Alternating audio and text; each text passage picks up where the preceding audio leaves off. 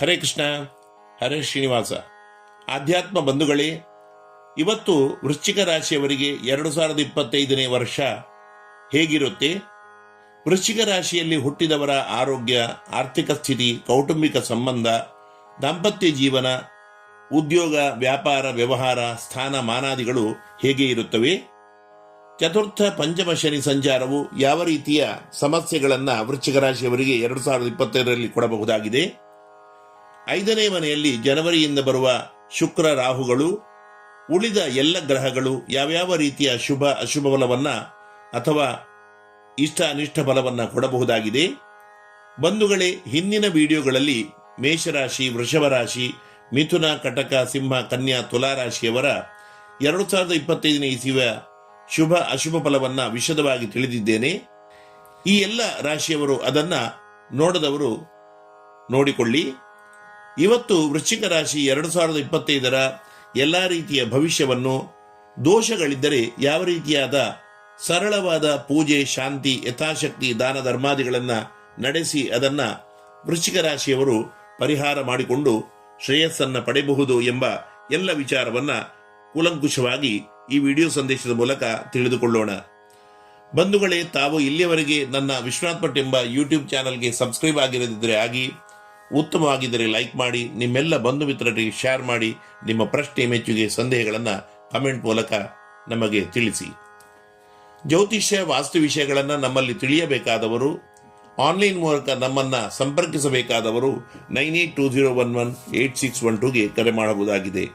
ವಿಶಾಖ ನಕ್ಷತ್ರದ 1 ಪಾದ, ಅನುರಾಧ ನಕ್ಷತ್ರದ 4 ಪಾದಗಳು, ಜ್ಯೇಷ್ಠ ನಕ್ಷತ್ರದ 4 ಪಾದಗಳು, ಹೀಗೆ 3 ನಕ್ಷತ್ರಗಳ 9 ಪಾದಗಳಲ್ಲಿ ಜನಿಸಿದವರಿಗೆ ವೃಶ್ಚಿಕ ರಾಶಿ ಆಗುತ್ತದೆ. ವೃಶ್ಚಿಕ ರಾಶಿಯವರಿಗೆ ಶನಿದೇವನು ವರ್ಷಾರಂಭದ ಜನವರಿ, ಫೆಬ್ರವರಿ, ಮಾರ್ಚ್ ತಿಂಗಳ ಕೊನೆಯವರೆಗೆ ಚತುರ್ಥ ಕೇಂದ್ರ ಸ್ಥಾನದಲ್ಲಿದ್ದಾನೆ. ಶನಿಗೆ ಕ್ಷೇಮಸ್ಥಾನ ಮತ್ತು ಸ್ವಕ್ಷೇತ್ರ ಆಗಿರುವುದರಿಂದ, ಗೃಹ, ಪರಿವಾರ, ಕುಟುಂಬ ಸ್ಥಾನವೂ ಇದು ಆಗಿರುವುದರಿಂದ ಚತುರ್ಥದ ಶನಿಯು ಹಣಕಾಸಿನ ವಿಚಾರದಲ್ಲಿ ಯಾವ ರೀತಿಯ ತೊಂದರೆಗಳನ್ನು ಉಂಟು ಮಾಡುವುದಿಲ್ಲ, ಉತ್ತಮ ಫಲಗಳನ್ನೇ ನೀಡುತ್ತಾನೆ. ದೇವಗುರುವಾದ ಬೃಹಸ್ಪತಿಯ ಸಂಚಾರವೂ ಕೂಡ ವರ್ಷಾರ್ಧದವರೆಗೆ, ಅಂದರೆ 2025 ಮೇ ಕೊನೆಯವರೆಗೆ ಉತ್ತಮವಾಗಿದ್ದು, ಗುರುವಿಗೆ 7ನೇ ಮನೆ ಅಂದರೆ ವೃಷಭ ರಾಶಿ ಬಹಳ ಪ್ರಬಲವಾಗಿರುವುದರಿಂದ ಅನೇಕ ರೀತಿಯ ಸುಖ ಭಾಗ್ಯಗಳು, ಹಾಗೆ ಎಲ್ಲಾ ರೀತಿಯ ಎಣಿಸಿದ ಕಾರ್ಯಗಳಲ್ಲಿ ವಿಜಯ ಪ್ರಾಪ್ತಿಯಾಗಲು ವೃಶ್ಚಿಕ ರಾಶಿಯವರಿಗೆ ಸಾಧ್ಯ ಇದೆ. ಇನ್ನು ವೃಶ್ಚಿಕದಿಂದ 5ನೇ ಮನೆಯಲ್ಲಿ ರಾಹು ಮತ್ತು ಶುಕ್ರರು ಇರುವುದರಿಂದಲೂ ಆರ್ಥಿಕ ವಿಚಾರದಲ್ಲಿ ಯಾವುದೇ ರೀತಿಯ ತೊಂದರೆಗಳು ವೃಶ್ಚಿಕ ರಾಶಿಯವರಲ್ಲಿ 2025ರಲ್ಲಿ ಬರಲು ಸಾಧ್ಯವೇ ಇಲ್ಲ. ಕೃಷಿ, ಹೈನುಗಾರಿಕೆ, ತೋಟಗಾರಿಕೆ ಇತ್ಯಾದಿ ರೈತಾಪಿ ಜನಾಂಗದವರಿಗೂ ಉತ್ತಮ ಲಾಭದ ಸಮಯ ಇದು ಆಗಿದೆ. ಉದ್ಯೋಗ, ವ್ಯಾಪಾರ, ಯಾವುದೇ ರೀತಿಯ ವ್ಯವಹಾರ ಮಾಡುವವರಿಗೂ ಕೂಡ ವರ್ಷಾರ್ಧದ ಮೇ, ಜೂನ್ ವರೆಗೆ ಉತ್ತಮ ಧನಲಾಭವು ಉಂಟಾಗುವ ಯೋಗ ಇದೆ. ಉದ್ಯೋಗ ಮಾಡುವವರಿಗೆ ಪ್ರಮೋಷನ್ ಕೂಡ ಆಗುವ ಸಂಭವ ಇದೆ.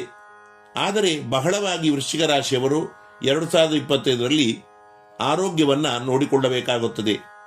ಉಸಿರಾಟದ ಸಮಸ್ಯೆ, ಕಾಲು ನೋವು, ಶೀತ ಸಂಬಂಧಿಯಾದ ತೀವ್ರವಾದ ಕಾಯಿಲೆಗಳು, ರಕ್ತ ಸಂಬಂಧಿ ಕಾಯಿಲೆಗಳು ಬರಬಹುದಾಗಿದೆ.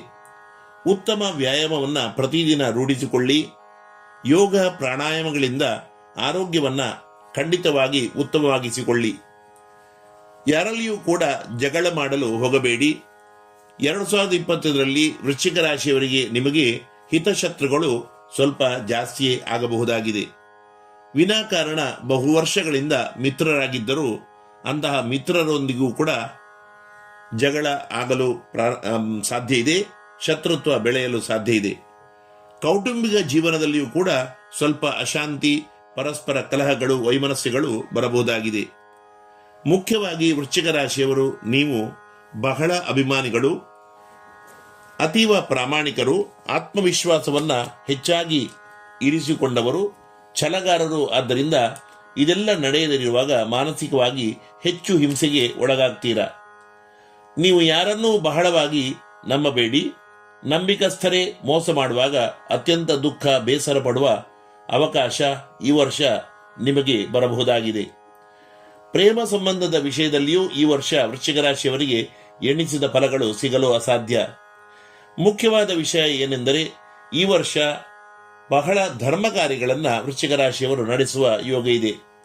ಯಾವುದೋ ದೊಡ್ಡ ತೀರ್ಥಕ್ಷೇತ್ರ ಅಥವಾ ಪುಣ್ಯಕ್ಷೇತ್ರ ಸಂಚಾರ ಮಾಡುವ ಯೋಗವು, ಅಥವಾ ದೇವಸ್ಥಾನ ಧರ್ಮಕ್ಷೇತ್ರಗಳ ಕಾರ್ಯದಲ್ಲಿ ಮುಂಚೂಣಿಯಲ್ಲಿದ್ದು ಅದರಿಂದ ವಿಶೇಷ ದೇವತಾನುಗ್ರಹವನ್ನು ಪಡೆಯುವ ಯೋಗವು, ಸಾಮಾಜಿಕ ಮನ್ನಣೆಗಳನ್ನು ಪಡೆಯುವ ಯೋಗವು ಕೂಡ 2025 ಮೇ ಜೂನ್ ತಿಂಗಳಲ್ಲಿ ವೃಶ್ಚಿಕ ರಾಶಿಯವರಿಗೆ ತೋರುತ್ತದೆ. ಮುಂದಿನ 2026-27ನೇ ವರ್ಷಗಳು ವೃಶ್ಚಿಕ ರಾಶಿಯವರಿಗೆ ಬಹಳ ಉತ್ತಮ ಶುಭ ಫಲಗಳನ್ನು ನೀಡಲಿದ್ದು, ಈ ವರ್ಷ ಮಾಡುವ ಎಲ್ಲಾ ಕಾರ್ಯಗಳು ಮುಂದಕ್ಕೆ ಉಪಕಾರವಾಗಲಿದೆ. ಈ ವರ್ಷ ನಡೆಸುವ ಎಲ್ಲಾ ಪ್ರಯತ್ನಗಳು ಕೂಡ ಮುಂದೆ ಅತ್ಯಂತ ಪ್ರಯೋಜನಕಾರಿಯಾಗಲಿದೆ. ವಿದ್ಯಾರ್ಥಿಗಳಿಗೆ ಅಧ್ಯಯನದಲ್ಲಿ, ಪರೀಕ್ಷೆಗಳಲ್ಲಿ ವಿಶೇಷ ಯಶಸ್ಸು ಈ ವರ್ಷ ಸಿಗುತ್ತದೆ. ದಾಂಪತ್ಯ ಜೀವನದಲ್ಲಿಯೂ ಶುಭಾಶುಭ ಮಿಶ್ರ ಫಲಗಳಿದ್ದು ಜವಾಬ್ದಾರಿ ಹೆಚ್ಚಲಿದೆ. ಬಹಳ ತಾಳ್ಮೆಯಿಂದ ನಿಮ್ಮ ದಾಂಪತ್ಯ ಜೀವನದಲ್ಲಿ ವ್ಯವಹರಿಸಿ. ಅವಿವಾಹಿತರಾಗಿದ್ದರೆ 2025 ಮೇ ಜೂನ್ ತಿಂಗಳಲ್ಲಿ ವಿವಾಹ ಸಂಬಂಧಿ ಮಾತುಕತೆಯು ಜರುಗುತ್ತದೆ. ಜುಲೈ ಆಗಸ್ಟ್ ತಿಂಗಳಲ್ಲಿ ಹಣಕಾಸಿನ ವಿಚಾರದಲ್ಲಿ ಸಮಸ್ಯೆ ಬರಲಿದೆ. ಒಂದು ಬದಿಯಿಂದ ಎಷ್ಟೇ ಸಂಪಾದನೆ, ಧನಲಾಭ ಆದರೂ ಇನ್ನೊಂದು ಬದಿಯಿಂದ ಅಷ್ಟೇ ಧನ ನಷ್ಟದ ಯೋಗವು, ಖರ್ಚು ಕೂಡ ಬರುವುದರಿಂದ ಈ ತಿಂಗಳುಗಳಲ್ಲಿ ಯಾವುದೇ ರೀತಿಯ ಇನ್ವೆಸ್ಟ್ಮೆಂಟ್ ಇತ್ಯಾದಿ ನಡೆಸುವುದಾದರೂ ಸರಿಯಾಗಿ ಯೋಚಿಸಿ ತಾವು ನಡೆಸಬೇಕು. ಈ ನಡುವೆ ಅಕ್ಟೋಬರ್ ನವೆಂಬರ್ ತಿಂಗಳುಗಳಲ್ಲಿ ಜಾಗ ಕ್ರಯ ವಿಕ್ರಯದ ವಿಚಾರದಲ್ಲಿ ಯಶಸ್ಸು ಉಂಟಾಗಲಿದೆ. ಒಳ್ಳೆಯ ಪ್ರಾಪರ್ಟಿಯನ್ನ ಖರೀದಿ ಮಾಡುವ ಯೋಗವು ಕೂಡ ಈ ತಿಂಗಳುಗಳಲ್ಲಿ ಇರುತ್ತದೆ. ಸೆಪ್ಟೆಂಬರ್ ಅಕ್ಟೋಬರ್ ತಿಂಗಳಲ್ಲಿ ದೂರದ ಪ್ರಯಾಣವು ಸೂಚಿತವಾಗುತ್ತಿದ್ದು ಇದನ್ನ ನೀವು ನಡೆಸಿದ್ದರೆ ಬಹಳ ಉತ್ತಮ. ಆಕಸ್ಮಿಕ ಅಪಘಾತಗಳು ಈ ಸಮಯದಲ್ಲಿ ವೃಶ್ಚಿಕ ರಾಶಿಯವರಿಗೆ ಉಂಟಾಗಬಹುದಾಗಿದೆ. ವಾಹನ ಸಂಚಾರದ ವಿಷಯದಲ್ಲಿ ಎಷ್ಟು ಸಾವಧಾನ ವಹಿಸಿದರೂ ಕೂಡ ಈ ವರ್ಷ ನಿಮಗೆ ಕಡಿಮೆಯೇ.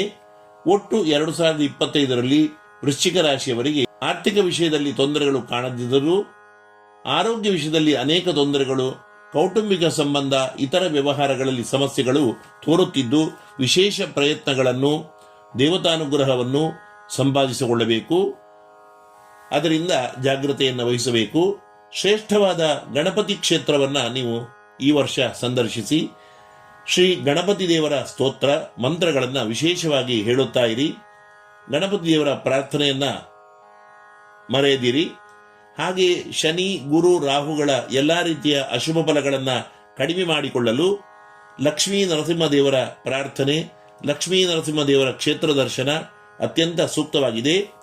ಗೊತ್ತಿದ್ದರೆ ಪ್ರತಿನಿತ್ಯ ಹರಿವಾಯು ಸ್ತುತಿ, ವಿಷ್ಣು ಸಹಸ್ರನಾಮ ಸ್ತೋತ್ರ ಪಾರಾಯಣವನ್ನು ನಡೆಸುತ್ತಾ ಬಂದಲ್ಲಿ ಆರೋಗ್ಯ, ಆಯುಷ್ಯ, ಸರ್ವ ರೀತಿಯ ಶ್ರೇಯಸ್ಸು, ಯಶಸ್ಸುಗಳು ಖಂಡಿತವಾಗಿ ಪ್ರಾಪ್ತಿಯಾಗುತ್ತವೆ.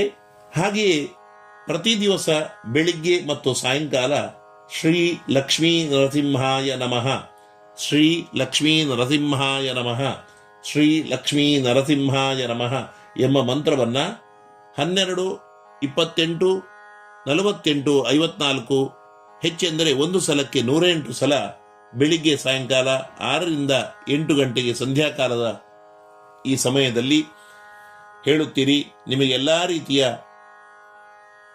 ಶ್ರೇಯಸ್ಸುಗಳು ಖಂಡಿತ 2025ರಲ್ಲಿ ಪ್ರಾಪ್ತಿಯಾಗಲಿದೆ ಎನ್ನುತ್ತಾ ನಾನು ವಿರಮಿಸುತ್ತೇನೆ.